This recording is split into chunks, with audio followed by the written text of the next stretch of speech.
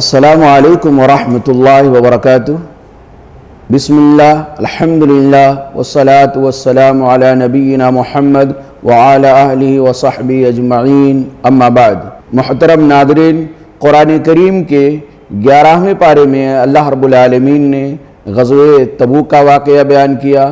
اس کے اندر 3 جو مخلص مسلمان تھے، سچے صحابی تھے، ان سے جو سستی اور کاہلی سے خطا ہوئی، غلطی ہوئی، تبوک کے میدان میں نہیں جا سکے، اس کا قصہ، اور پھر نبی کریم صلی اللہ علیہ وسلم کا رئیس المنافقین عبداللہ بن ابی کے ساتھ جو نرم رویہ تھا، اس کا قصہ اللہ نے بیان کیا ہے۔ لیکن میں یہاں وہ بیان کرنے والا نہیں ہوں، کیونکہ درس قرآن میں وہ تینوں قصے آ چکے ہیں۔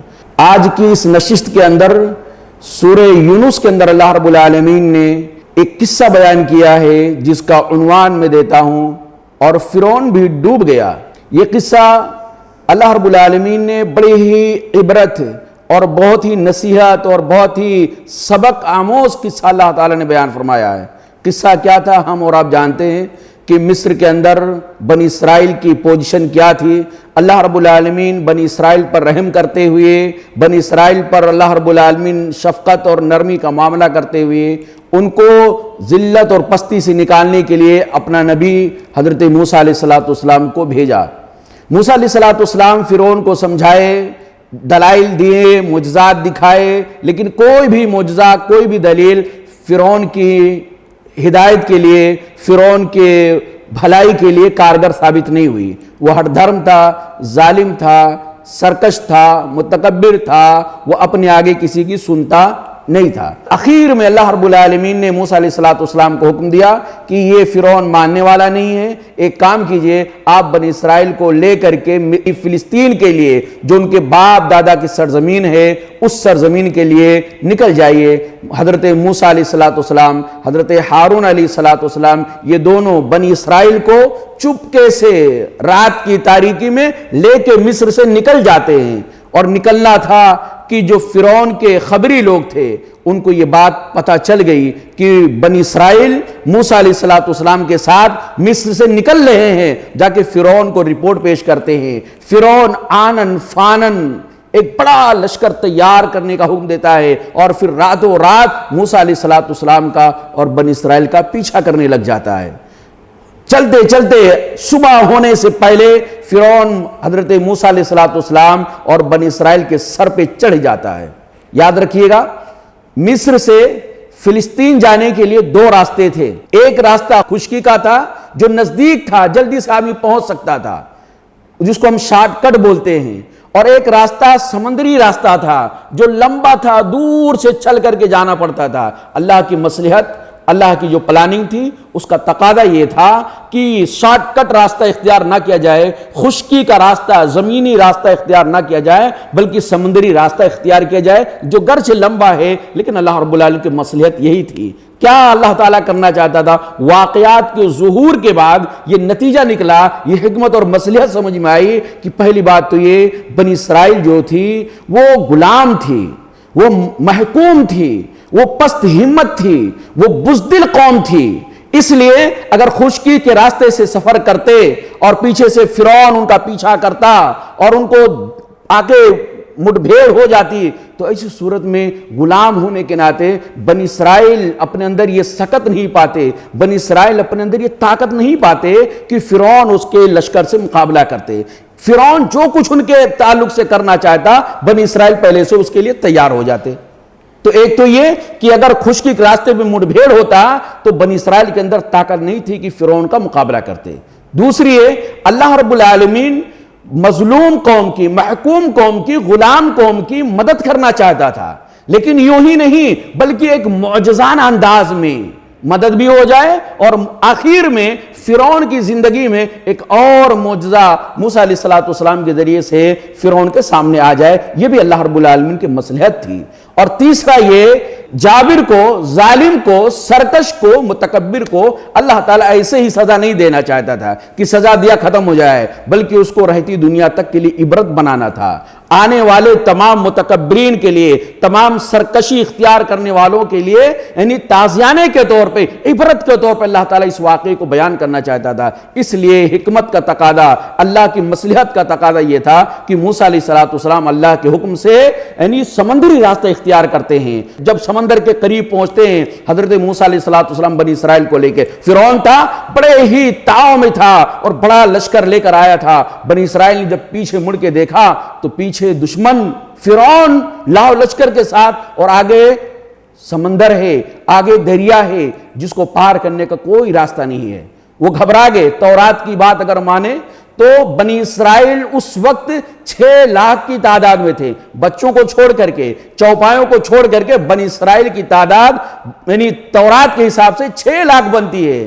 اتنا بڑا لشکر ہونے کے باوجود، اتنی بڑی بھیڑ ہونے کے باوجود، اتنا زیادہ تعداد ہونے کے باوجود، غلام تو غلام، محکوم تو محکوم، پست ہمت تو پست ہمت، بزدل تو بزدل ہی ہوتے ہیں۔ اس لیے وہ بنی اسرائیل کہنے لگے، موسیٰ ہمارے ساتھ آپ نے کیا کیا؟ ہم نے کہا تھا مصر سے مت نکالیے، ہم فرعونیوں کا، ہم مصریوں کی خدمت کریں گے، یہ ہمارے لیے زیادہ بہتر تھا بنسبت یہ اس کے کہ ہم آ کے یہاں اس کے سزاؤں کے، اس کے یعنی ظلم و ستم کے ہم نشانہ بنائے جائیں، یہ ہمارے لیے اچھا نہیں ہے۔ موسیٰ علیہ السلام سے انہوں نے شکایت کیا۔ موسیٰ علیہ السلام اللہ کے پیغمبر تھے، نبی تھے، انہوں نے کہا گھبراؤ نہیں، اطمینان رکھو، تسلی رکھو، اللہ رب العالمین نے کہا ہے کہ اس طرح ہم تم کو ساتھ میں لے کے نکلیں، اور اللہ تعالیٰ جب حکم دیا ہے تو اللہ تعالیٰ بلا شبہ ہمیں بے یار و مددگار نہیں چھوڑے گا۔ ان معی ربی سیادین، میرے ساتھ میرا رب ہے، وہ مجھے رہنمائی کرے گا مجھے کیا کرنا ہے۔ موسیٰ علیہ السلام کا توکل اور اللہ کی پلاننگ کام آتی ہے، اور اللہ تعالیٰ موسیٰ علیہ السلام کو کہتے ہیں یہ جو ہاتھ میں لاٹھی اس کو دریا پہ ماریے۔ موسیٰ علیہ السلام اس دریا پر، اس سمندر پہ لاٹھی کو مارتے ہیں کہ وہ دریا کا پانی 2 حصوں میں پھٹ جاتا ہے۔ 2 حصوں میں وہ دریا کا پانی جو رواں دواں پانی تھا، تیزی کے ساتھ چلنے والا، لاٹھی کا مارنا تھا موسیٰ علیہ السلام کے ذریعے سے کہ دریا کا پانی 2 حصوں میں ڈیوائیڈ ہو جاتا ہے۔ کالطود العظیم، 2 بڑے بڑے پہاڑ کی شکل میں وہ پانی جو تھا پہاڑ کی شکل میں رک جاتا ہے، اور بیچ میں موسیٰ علیہ السلام کے لیے، بنی اسرائیل کے لیے راستہ بن جاتا ہے۔ راستہ کیسا؟ پانی اگر کہیں سے آپ نکالیں تالاب سے تو پانی نکل جائے گا، لیکن کیچڑ وہاں بچے گا، وہاں سوکھی زمین نہیں رہے گی۔ لیکن یہ معجزہ تھا، اللہ رب العالمین یہ معجزے کے طور پہ کرنا چاہتا تھا۔ اس لیے جب دریا کا پانی رکا تو بیچ میں جو راستہ تھا وہ راستہ بالکل سوکھا تھا۔ موسیٰ علیہ السلام نے کہا دیکھا اللہ رب العالمین نے ہماری کیسی مدد کیا۔ موسیٰ علیہ السلام کے حکم کے مطابق تمام بنی اسرائیل اس راستے سے دریا کو پار کر جاتے ہیں۔ فرعون یہ منظر دیکھ کر کے، ہونا تو یہ چاہیے تھا کہ وہ سنبھل جاتا کہ دیکھو ایک زندگی میں آخری معجزہ بھی موسیٰ علیہ السلام کی نبوت کے لیے دکھائی دے رہا ہے، وہاں ایمان لانا چاہیے، اس کو سنبھلنا چاہیے۔ لیکن اس نے کیا کہا؟ اس نے کہا اپنے لوگوں سے، مصریوں سے، یہ میری کرشمہ سازی ہے، یہ میرا کمال ہے، اے میرے ساتھیوں مصریوں، چلو تم اسی راستے سے اور بنی اسرائیل کو گرفتار کرو، بنی اسرائیل کو کے اوپر حملہ کرو، بنی اسرائیل کو پکڑو، اسی راستے چلو۔ اب وہ اپنا کرشمہ سازی بتا رہا تھا۔ اللہ رب العالمین کا کرنا ایسے ہوا کہ جیسے فرعون اور اس کے لاؤ لشکر سمندر کے اندر اس سوکھے راستے پر جیسے چلتے ہیں، اخیر میں سارے کے سارے لوگ اس سمندر کے راستے میں آ جاتے ہیں۔ اللہ رب العالمین جس نے سمندر کے پانی کو موسیٰ علیہ السلام کے لیے، بنی اسرائیل کے لیے رکنے کا حکم دیا تھا، اس نے سمندر کے پانی کو رواں دواں ہونے کا حکم دیا۔ ادھر کا پانی ادھر اور ادھر کا پانی ادھر، اور اسی کے اندر فرعون اور اس کے تمام لاؤ لشکر ڈوب جاتے ہیں۔ اور یہ فرعون وہ تھا جو کہتا تھا انا ربکم الاعلی، میں ہوں تمہارا سب سے بڑا رب۔ اس لیے لشکر ڈوبا تو ڈوبا، فرعون بھی ڈوب گیا، اور ڈوبنے لگا تو قرآن کریم کی سورہ یونس میں اللہ رب العالمین نے اس کے آخری جملے کو نوٹ کیا ہے۔ اس نے فرعون نے کہا آمنت انہ لا الہ الا الذی آمنت بہ بنو اسرائیل وانا من المسلمین، میں اس معبود پر ایمان لاتا ہوں جس معبود پر بنی اسرائیل ایمان لائے ہیں، اس کے علاوہ کوئی معبود نہیں ہے، وہی معبود ہے، وہی عبادت کے لائق ہے جس پر بنی اسرائیل ایمان لائے ہیں، اور میں تو فرمانبردار میں سے ہوں. یعنی جب موت کے فرشتے کو دیکھا, غوطے کھاتے ہوئے دیکھا, سب دنیا داری ختم ہوتے ہوئے دیکھا, تکبر اس کی خاک میں مل گئی, موت کے فرشتے کو نے دیکھا, اللہ کے عذاب کو دیکھا, تو کہنے لگا کہ میں ایمان لاتا ہوں. اللہ رب العالمین نے جواب دیا, الآن وقد عصیت قبل, اب ایمان لا رہا ہے تو, اس سے پہلے کیا کر رہا تھا؟